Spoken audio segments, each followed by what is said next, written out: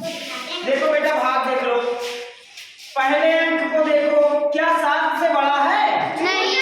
7 से छोटा है? तो अपने बगल वाले से जाएगा कि भाई आओ मेरे पास, मैं भी थोड़ा मोटा हो जाऊं। 7 6 तो ये कितना हो गया?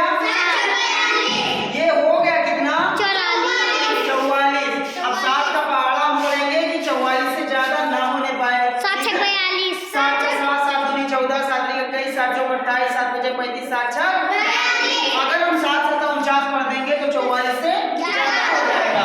तो इसलिए 7 6 42 तुरंत एक लकीर खींचेंगे और